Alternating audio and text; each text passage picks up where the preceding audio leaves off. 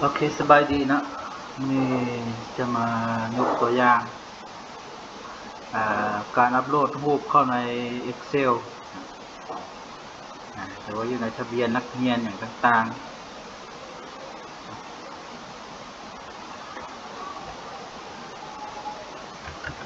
ๆคือ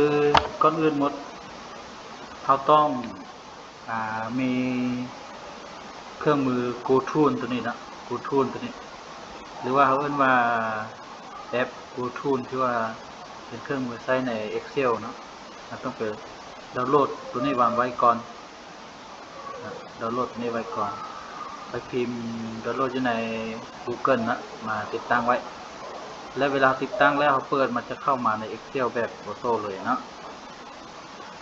หลังจากนั้นการที่เราจะอัปโหลดเข้าในรูปแบบนี้ถ้าว่าเราจะไปอัปโหลดแบบเอาใน Insert เลือกเอารูปนี้มาใส่นะขนาดของมันจะแตกต่างกันเวลาเรามาปรับขนาดให้มันอยู่ใน3:4มันจะยากนะขั้นสั้นเขาจะมาใช้เครื่องมือตัวนี้ช่วยเพื่อว่าบ่ให้เราได้ปรับเอาแปลงเทื่อเดียวมันได้หมดเลยนะก่อนอื่นแมนเราต้องไปมีแอป GoTool แล้วไปเบิ่งอยู่บน Enterprise ตัวนี้หรือว่า GoTool Plus ก็ได้คือกันนะแล้วมากดเข้าบนว่า Enterprise ตัวนี้และมาเลือกบนว่า Import หรือว่า Export นะแถวที่3เลือกแถวที่3 Import Picture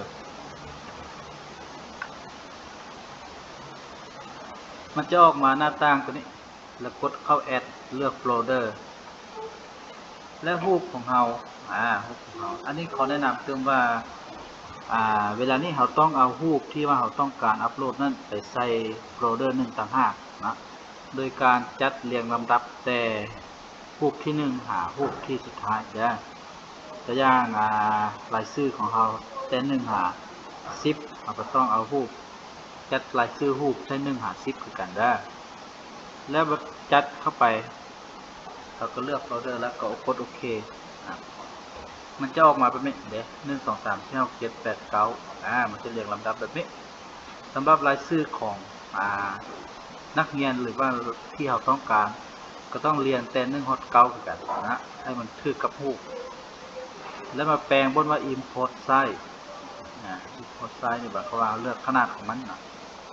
matching cell เลือกตัวนี้ตัวกลางเครื่องนะแล้วกดเข้าไปหลังจากนั้น import ตัวนี้หมายความว่าเราต้องการใส่ก็ล่างเอานะอย่างห้องที่1เริ่มแต่ที่1หาที่9เลยที่1ที่9เลยลากได้แล้วก็กดโอเคเดี๋ยวมันจะมาขนาดของรูปแต่ละตัวมันจะเท่ากันหมดเลยนะอย่างที่10หาต่อไปมันยังบ่ได้ที่9กดใส่ของ10แล้วมันเลือกบน import 3 9 folder มาเลือกบนนี้กดเข้าไปมันจะเรียงลำดับแต่10หา17แบบนี้นะ10หา17ก็แปลงขนาดของมัน import แบบนี้เขาพัดลากแต่ตัวนี้ไปจนหอดสุดท้ายนะกดโอเคเดี๋ยวมันจะอัปโหลดเข้ามาขนาดของรูปมันจะเท่ากันเป๊ะหมดเลยเราบ่จำเป็นต้องได้ไปแปลง